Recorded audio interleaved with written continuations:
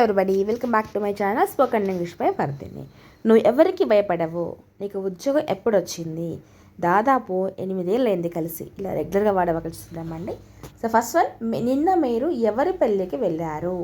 So నిన్న మీరు ఎవరి పెళ్ళికి వెళ్ళారు? ఎవరి అంటున్నాం కాబట్టి హూజ్ రావాలి. Whose wedding did you attend yesterday? Whose wedding did you attend yesterday? అతను రేపు ఇక్కడికి వస్తాడా? అతను రేపు ఇక్కడికి వస్తాడా? Will he come here tomorrow? Will he come here tomorrow? రేపు అతను ఇక్కడికి వస్తాడా అని. నీకు ఉద్యోగం ఎప్పుడు వచ్చింది? నీకు ఉద్యోగం ఎప్పుడు వచ్చింది అంటే when did you get this job అంటాం. When did you get this job? And next sentence, నీకు ఆమె ఎలా తెలుసు? నీకు ఆమె ఎలా తెలుసు? How do you know her? How do you know her? ఆమె నీకు ఎలా తెలుసు అనేసి. నేను చెప్పినట్లు చేస్తావా? నేను చెప్పినట్లుగా చేస్తావా? Will you do what I say? Will you do what I say? మీరు పెళ్ళికి పిలిస్తే మేము వచ్చి ఉండేవాళ్ళం. మీరు పెళ్ళికి పిలిస్తే మేము వచ్చి ఉండేవాళ్ళం. If you invited us to your wedding we would arrived. మీరు మీ పెళ్ళికి పిలిస్తే మమ్మల్ని మేము వచ్చి ఉండేవాళ్ళము అని చెప్పే సందర్భంగా ఇది చెప్తామన్నమాట. ఆమె బాగా చదివినట్లయితే డాక్టర్ అయి ఉండేది. ఆమె బాగా చదివినట్లయితే డాక్టర్ అయి ఉండేది. If she studied hard she could become a doctor. If she studied hard she could become a doctor. She could become a doctor అని చెప్తాం. అతను ఇంకా ఇక్కడికి రాలేదా? అతను ఇంకా ఇక్కడికి రాలేదా? Hasn't he come here yet? ఇంకా అని వచ్చేటప్పుడు యాట్ వాడతామండి. Hasn't he come here yet? ఆమె ఇంకా రెడీ కాలేదా? ఆమె ఇంకా రెడీ కాలేదా? Hasn't she got ready yet? Hasn't she got ready yet? ఆమె ఇంకా రెడీ కాలేదా అనేసి అనమాట. ఆమె ఇంకా వంట చేయలేదా? ఆమె ఇంకా వంట చేయలేదా? Same. Hasn't she cooked at?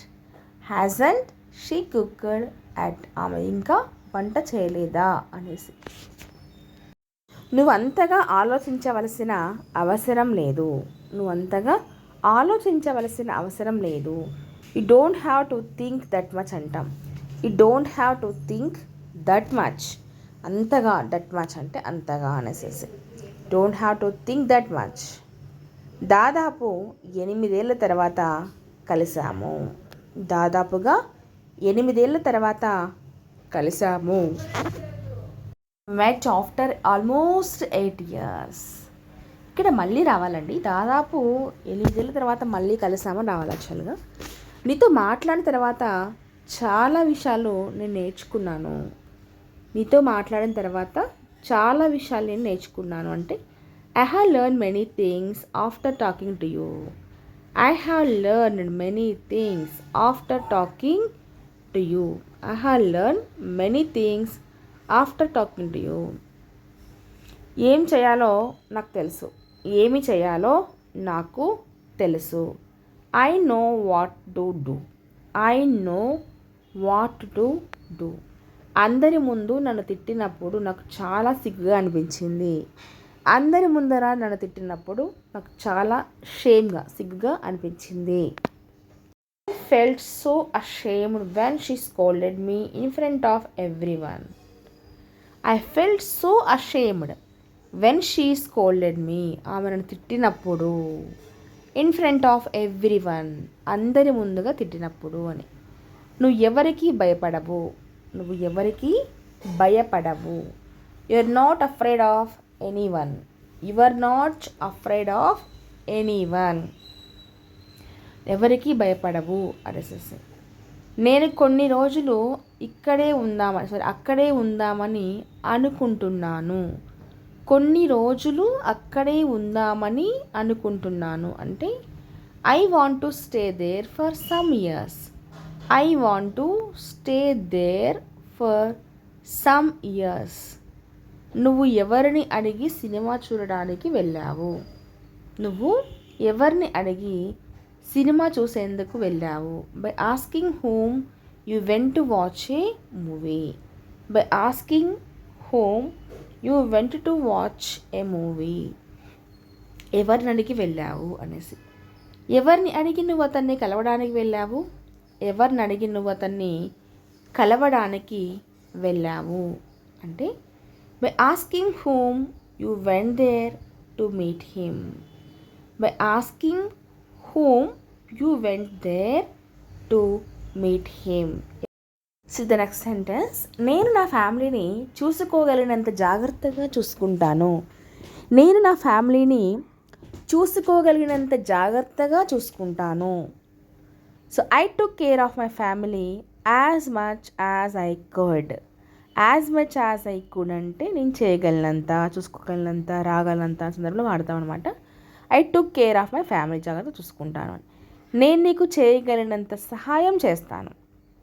నేను నీకు చేయగలిగినంత సహాయం చేస్తాను. I will help you as much as I can. I will help you as much as I can. వాళ్ళు చేయాలనుకున్నది చేయనివ్వు.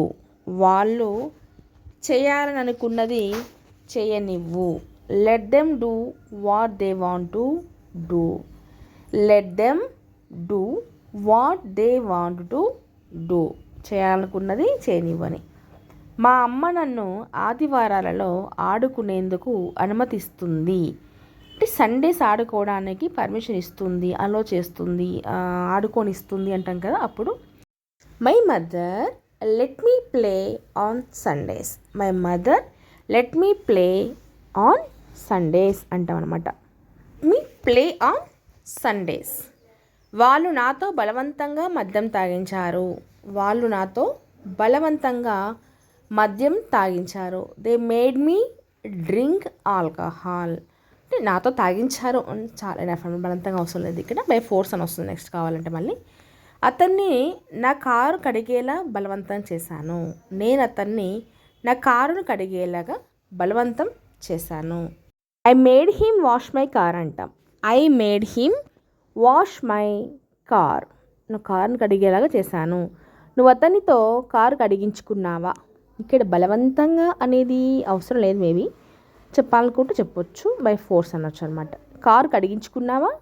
Did you make him wash your car. Did you make him wash your car. అతనితో car కడిగించుకున్నావా నువ్వు అన్నమాట. మీకు సహాయం చేస్తానని వాగ్దానం చేసినందుకు చింతిస్తున్నాను.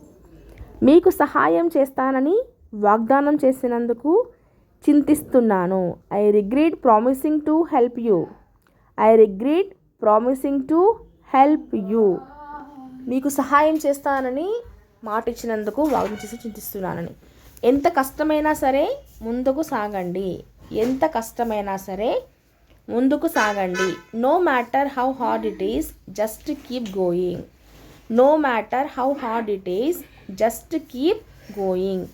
ఎంత కష్టమైనా ముందుకు వెళ్ళండి, సాగండి అనేసి. Today class నచ్చండి. నెక్స్ట్ క్లాస్లో మరొక కథ వచ్చేద్దాం. మరి వీడియో నచ్చితే please like, share, subscribe channel. Thank you for watching. Okay.